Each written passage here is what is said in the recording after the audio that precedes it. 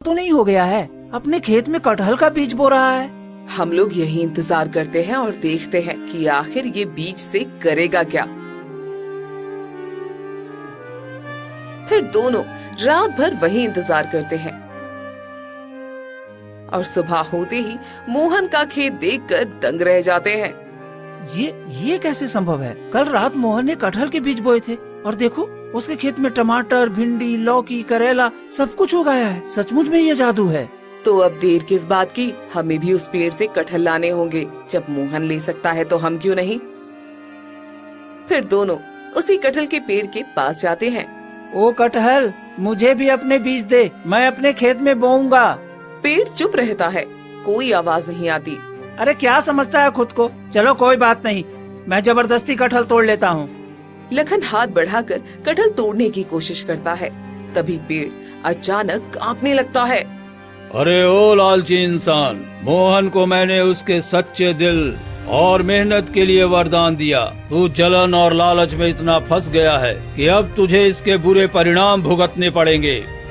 तभी पेड़ से आग निकलता है और उसमें से तेज धुआं और जहरीले बदबू आने लगते हैं और लखन और महिमा चीखते हैं और भागने लगते हैं। उनके शरीर पर जलन और घाव हो जाते हैं।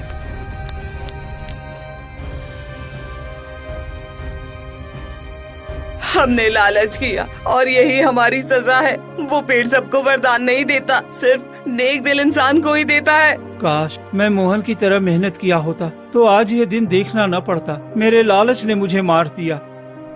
इसके बाद से कोई गांव वाला उस कटहल के पास नहीं जाते। मोहन और सुनीता रोज जादुई कटहल के बीज लेकर मेहनत से खेती करते रहे। धीरे धीरे वे गांव के जरूरतमंदों की मदद करने लगे और सबका पेट भरने लगे। उनकी सच्चाई और भलाई से उनकी जिंदगी खुशियों और सम्मान से भर गई। एक दिन राजा विक्रम घने जंगलों से गुजर रहे थे कि तभी रास्ते में एक बूढ़ा और बीमार साधु देखते ही महाराज से कहता है, राजा विक्रम, आप इस राज्य के राजा हैं। मैं कई दिनों से बीमार हूँ और भूख से तड़प रहा हूँ। कृपया मेरी मदद कीजिए। तुम जैसे बूढ़े और लाचार की मदद? मैं इस राज्य का राजा हूँ, तुम्हारा गुलाम नहीं हूँ जो तुम्हारी मदद करूँ। तुम ऐसा क्यों बोल रहे हो? तुम इस राज्य के राजा हो और मैं भी इसी राज्य में हूँ। मेरी सेवा करना तुम्हारा कर्तव्य है। मैं इस राज्य का राजा हूँ और तुम सब मेरे गुलाम। मैं जो कहूँगा वही तुम्हें करना पड़ेगा और मैं तुम्हारे लिए काम करूँ। तुम्हारा ये घमंड तुम्हें डुबो देगा। अहंकार और रुतबा तुम्हें दूसरों का दुख देने वाला बना दिया है। जो राजा के हृदय में करुणा और प्रेम नहीं होगा वो राजा कहलाने के लायक नहीं है। मैं तुम्हें श्राप देता हूँ, अब तुम कुत्ता बन जाओ, तभी तुम्हें समझ में आएगा कि किसी की मदद न करने पर कैसा महसूस होता है। जब सभी लोग तुम्हें देखकर तिरस्कार करेंगे तब तुम्हें सच में एहसास होगा कि किसी की मदद न करना कितना दर्दनाक होता है। तुम जैसा बूढ़ा मुझे श्राप दे सकता है? बहुत ही घटिया मजाक है ये। तो अब देखो। फिर साधु अपने कमंडल से जल निकालकर राजा के ऊपर छींटे देता है, जिससे राजा एक कुत्ता बन जाता है। अरे नहीं, मैं तो सच में कुत्ता बन गया। साधु महाराज, मुझे क्षमा कर दीजिए। मैं फिर कभी किसी का अपमान नहीं करूँगा। मेरे मुंह से निकला हुआ श्राप वापस नहीं ले सकता। ऐसा मत कीजिए साधु महाराज, हमारा राज्य बिना राजा के सब बर्बाद हो जाएगा। कृपया करके मुझे क्षमा कर दीजिए। तुम फिर से इंसान बन सकते हो, पर इसके लिए 3 कठिन कार्य पूरे करने होंगे। ठीक है, मैं इन्हें पूरा करूँगा। पहला, ब्राह्मण के घर जाकर उसके साथ भोजन करना है। दूसरा, तुम्हारा पड़ोसी राजा जो तुमसे नफरत करता है उसे अपना मित्र बनाना होगा। तीसरा, एक गरीब इंसान को अमीर बनाना ताकि उसकी मेहनत और ईमानदारी सफल हो सके। और हाँ, किसी को तुम अपना परिचय नहीं बताओगे कि तुम एक राजा हो। अपना परिचय छुपाकर सभी को तुम्हें मदद करना है। मैं ये सब करूँगा, सही रास्ते पर चलकर। फिर इतना कहकर राजा गांव की तरफ निकल पड़ते हैं। अब मुझे पहले ब्राह्मण के घर जाना होगा, उसके साथ भोजन करना है। ये मेरा पहला कठिन कार्य है और इसे मैं पूरा करूं बिना किसी बहाने के। इतना कहकर राजा एक ब्राह्मण के दरवाजे पर चला जाता है। तभी ब्राह्मण की पत्नी बाहर आती है और कुत्ते को देखती है। हे भगवान, ये कुत्ता हमारे दरवाजे पर क्यों बैठा है? अभी तो पूरा घर साफ किया है, सारा अशुभ हो गया। अब मुझे फिर से सब साफ करना पड़ेगा। तुम अंदर से लाठी लेकर आओ, मैं इसको भगा देता हूँ। ये लोग मुझे मार सकते हैं, मुझे क्या करना चाहिए? लेकिन अब कोई रास्ता भी नहीं है, मुझे भोजन करना ही होगा। फिर थोड़ी दूर पर राजा एक कोने में बैठ जाता है और चुपचाप इंतजार करता है। ऐसे ही 2 दिन बीत जाते हैं। तभी ब्राह्मण के घर में एक चोर घुस आता है। जल्दी करो, सारा धन निकाल दो, नहीं तो तुम्हारी पत्नी को जान से मार दूंगा। नहीं नहीं, मेरी पत्नी को छोड़ दो, हम ब्राह्मण हैं, हमारे पास धन कहाँ से आएगा? फिर राजा जोर जोर से भौंकता है। अरे ये कुत्ता कहाँ से आ गया? भागो, ये काट लेगा। चोर डर के मारे वहाँ से भाग जाता है। हे भगवान, तुमने तो हमारी जान बचा ली, नहीं तो ये चोर हमारा सारा धन लूट ले जाता। मैंने तुम्हारे साथ बहुत गलत किया। तुम कुत्ता हो तो क्या, तुम्हारा दिल बहुत नेक है। तुम बहुत भूखे होगे, आओ मैं तुम्हें कुछ खाने के लिए देती हूँ। ब्राह्मण की पत्नी 2 थाली में भोजन लाकर देती है, एक ब्राह्मण के लिए और एक राजा विक्रम के लिए। फिर राजा वो खाना खाकर घर से निकल जाता है।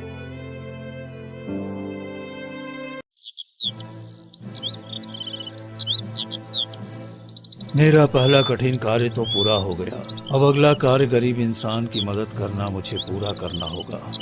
फिर इतना कहकर राजा गांव की तरफ निकल पड़ते हैं और कुछ दूर जाने के बाद ही एक किसान रामचरण को देखते हैं, जो कि बहुत फूट फूट कर रो रहा होता है। हे भगवान, मेरी हालत देखो, अरे फसल बर्बाद हो गई, खाने को 1 रुपया तक नहीं है और महाराज को कर देना है, मैं कहाँ से चुकाऊं? ये किसान कितना रो रहा है, मुझे इसकी मदद करनी चाहिए।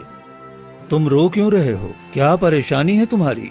अरे तुम तो कुत्ता हो और इंसानों जैसे कैसे बात कर रहे हो? मैं कोई साधारण कुत्ता नहीं हूँ, मैं एक जादुई कुत्ता हूँ। मैं तुम्हारी मदद कर सकता हूँ, मुझे अपनी तकलीफ बताओ।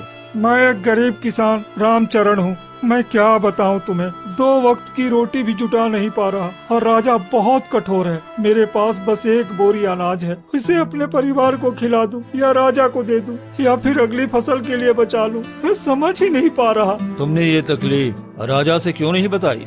अरे वो क्या समझेगा, मेरा राजा तो घमंडी और अपने में मगरूर रहता है, मेरी पीड़ा नहीं सुनेगा। तुम मेरी बात मानोगे तो तुम्हारी समस्या का हल मिल जाएगा, लेकिन मैं एक जादुई कुत्ता हूँ, ये तुम किसी को नहीं बताओगे और ये बात हम दोनों के बीच रहेगी। और हाँ, तुम राजमहल जाओ और अपनी समस्या बताओ, तुम्हें मदद जरूर मिलेगी। ठीक है, मैं तुमसे वादा करता हूँ, किसी को नहीं बताऊंगा। फिर राजा रामचरण को लेकर अपने साथ राजमहल आता है।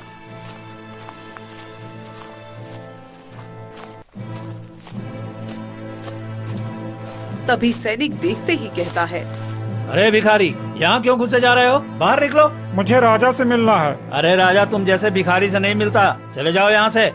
तभी मंत्री आ जाता है। क्या हुआ? ये शोर कैसा है? ये गरीब भिखारी मदद मांगने आया है। अरे मैं चाह कर भी मदद नहीं कर सकता, महाराज ने गरीबों को महल में आने से मना किया है। हे भगवान, मैं कितना कठोर था, अब समझ में आ रहा है। शायद महाराज अभी इस राज्य में नहीं है, तुम्हें मदद मिल सकती है और महारानी इस काम में तुम्हारी सहायता कर सकती हैं। फिर मंत्री रामचरण को लेकर राजमहल में आता है। ये कौन है और क्या परेशानी है? महारानी जी, इस बार मैं कर नहीं चुका सकता, हमारे पास खेती के लिए पैसे नहीं है, सिर्फ 1 बोरी अनाज है, हम क्या करें? ठीक है, इन्हें कुछ सोने के सिक्के दे दीजिए ताकि अपनी खेती और जीवन सुधार सके। इस बार का कर माफ है। बहुत बहुत धन्यवाद महारानी जी, आपकी मदद से हमारी जिंदगी बदल गई। महाराज कठोर दिल के हैं, लेकिन आप सचमुच में दयालु हैं। ऐसा नहीं कहते हैं, वो आपके महाराज हैं, मैं उनकी पत्नी। मैं अपने पति के खिलाफ एक शब्द नहीं सुन सकती हूँ। क्षमा महारानी, पर आपने इतना दरिया दिली दिखाई, इतना तो कोई नहीं दिखाता। मैं आपका हमेशा एहसानमंद रहूंगा। फिर रामचरण महल से बाहर आ जाता है। महारानी बहुत अच्छी है, देखो उसने धन भी दिया और कर भी माफ कर दिया। काश हमारे महाराज भी ऐसे होते तो हम सब कितने खुश होते और राज्य का सभी गरीब लोग खुश होता। चलो, तुम्हारा कष्ट दूर हो गया, यही बड़ी बात है। अब मैं चलता हूँ। इतना कहकर राजा वहाँ से निकल पड़ता है।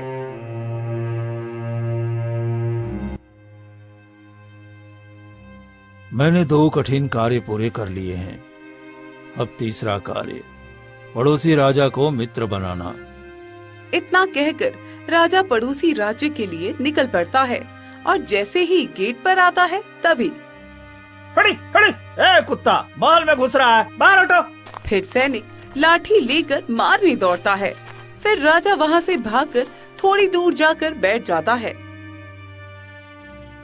तुमने देखा क्या, महाराज बहुत परेशान हैं। अरे तुम नहीं जानते हो, एक तांत्रिक ने हमारी राजकुमारी पर काला जादू किया था और तांत्रिक भी मर गया, लेकिन जादू अभी भी असर कर रहा है। राजकुमारी लगातार सोती रहती हैं। अगर पूर्णिमा की रात तक नहीं जागी तो हमेशा के लिए मर जाएंगी। ये तो बहुत बड़ा संकट है। महाराज की हालत अब कैसी होगी? एक उपाय है, मायावी जंगल में तांत्रिक की गुफा से हवन का राख लाकर राजकुमारी पर डाल दी जाए तो वो ठीक हो सकती हैं। लेकिन ऐसा कोई नहीं कर पा रहा है। कई लोग भेजे जा चुके हैं पर कोई सफल नहीं हुआ। जो भी गया वो मर गया। समय बहुत कम है, कौन इतना जोखिम उठाएगा? वही थोड़ी दूर बैठे राजा ये सभी बातें सुन लेते हैं। ये तो सच में बड़ी मुश्किल है। मुझे राजकुमारी की मदद करनी होगी, चाहे जो भी जोखिम हो। मैं इसे ठीक करूंगा। उसका जीवन बचाना अब मेरा कर्तव्य है। मैं इस तांत्रिक के जादू को समाप्त करूंगा। हवन का राख लेकर मैं आऊंगा, चाहे मुझे अपनी जान ही क्यों न गंवानी पड़े। इतना कहकर राजा घने जंगलों की ओर निकल पड़ता है। थोड़ी दूर चलने के बाद गुफा के पास पहुंचते हैं और जैसे ही गुफा में प्रवेश करने की कोशिश करता है तभी गुफा से रहस्यमयी आवाज आती है। तुम यहाँ क्यों आए हो? तुम्हारा साहस काबिले तारीफ है, लेकिन तुम अंदर नहीं जा सकते हो। मुझे जाना ही होगा। मुझे उस तांत्रिक का हवन का राख चाहिए। बिना उसे लिए मैं राजकुमारी की मदद नहीं कर सकता। मैं इस गुफा का श्रापित आत्मा हूँ। तांत्रिक ने मुझे कैद किया है। अगर तुम मुझे आजाद कर दो तभी तुम हवन का राख लेकर जा सकोगे। ठीक है, मुझे बताओ मुझे क्या करना होगा। मैं वो करूँगा, क्योंकि ये राख मुझे किसी भी कीमत पर चाहिए। तो सुनो, इस गुफा के पास एक झील है। वहाँ से पवित्र जल लाकर इस गुफा पर छिड़कना होगा, जिससे जो भी कैद आत्माएं हैं सभी आजाद हो जाएंगी। ठीक है, मैं जल लेकर आता हूँ। फिर राजा वहाँ से निकल पड़ता है और थोड़ी देर चलने के बाद झील के पास पहुँच जाता है और जैसे ही जल लेने लगता है कि तभी नदी से आवाज आती है। तुम ऐसे जल नहीं ले सकते। अगर ये जल चाहिए तो मेरी पहेली का उत्तर देना होगा। ठीक है, मैं तैयार हूँ। पूछो, मैं उत्तर दूंगा। एक ऐसा शब्द जो किसी को बंधन में रखे, किसी को आजाद करे और किसी को सबक सिखाए। उत्तर है श्राप। तुमने सही जवाब दिया है, इसलिए मैं तुम्हें वरदान दे सकती हूँ। क्या चाहते हो असली रूप में लौटना? नहीं, मैं इसका उपयोग नहीं करना चाहता। मुझे केवल ये जल चाहिए ताकि मैं बेकसूर आत्माओं को आजाद कर सकूं। फिर राजा वो जल लेकर गुफा के पास आ जाता है।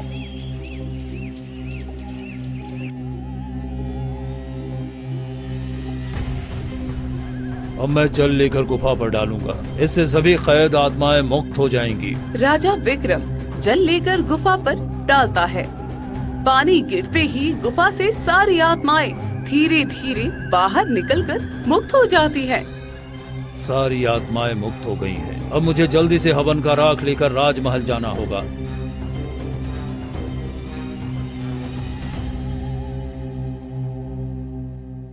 राजा विक्रम गुफा के अंदर जाते हैं। हवन का राख लेकर वो बाहर आता है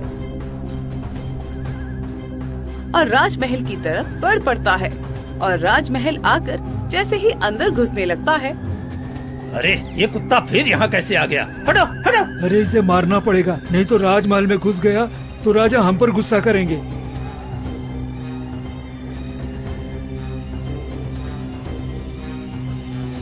अब ये सैनिक मुझे अंदर नहीं जाने देंगे, रात होने का इंतजार करना होगा। फिर रात होते ही राजा विक्रम सभी सैनिकों से बचते हुए राजकुमारी के कमरे के पास पहुंचते हैं। अरे ये क्या, इस कमरे में कुत्ता कैसे आ गया? सैनिकों जल्दी आओ और एक कुत्ते को निकाल कर बाहर फेंको। तभी महारानी कुत्ते के पास जाती है और देखती है ये कुत्ता भभूत लेकर आया है। शायद यही वही भभूत है जिससे मेरी राजकुमारी की जान बच सकती है। ये कैसे हो सकता है? ये भभूत इतनी खतरनाक जगह से यहाँ तक कैसे पहुँच सकता है, और वो भी एक कुत्ते की मदद से? महाराज जो भी हो, एक बार इसे राजकुमारी पर लगा कर देखें, क्या पता वो ठीक हो जाए। ठीक है महारानी, चलिए आशा की एक किरण की तरह इसे आजमाते हैं। महारानी विक्रम के हाथ से भभूत लेकर राजकुमारी पर लगा देती है। तभी राजकुमारी उठकर बैठ जाती है। ये क्या, मेरी बेटी पूरी तरह से ठीक हो गई?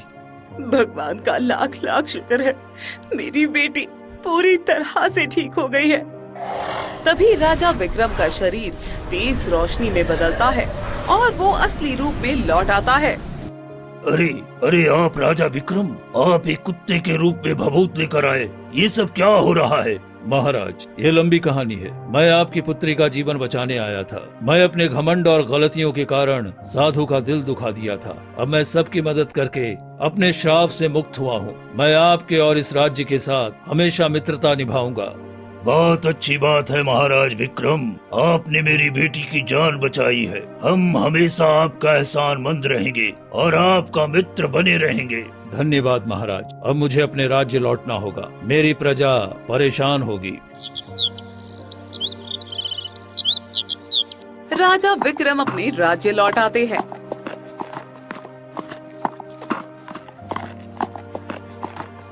तभी महारानी कहती है, कहा थी महाराज, हम बहुत परेशान थे। कोई नहीं, मैं ठीक हूँ महारानी, बस मैं एक यात्रा पर था, जो कि अब मेरी यात्रा पूरी हो गई है। मंत्री जी, आज से हमारे राज्य के सभी गरीब किसानों और मजदूरों का कर माफ कर दिया जाए, और जो भूखे प्यासे हैं उन्हें दरबार में लाकर मदद की जाए। मैं चाहता हूँ कि हमारे राज्य का हर व्यक्ति आनंद और हंसी खुशी में रहे। ये तो बहुत अच्छी बात है महाराज, आपको देखकर तो लगता ही नहीं कि आप वही पुराने महाराज हैं। अब आप बिल्कुल नए रूप में हैं।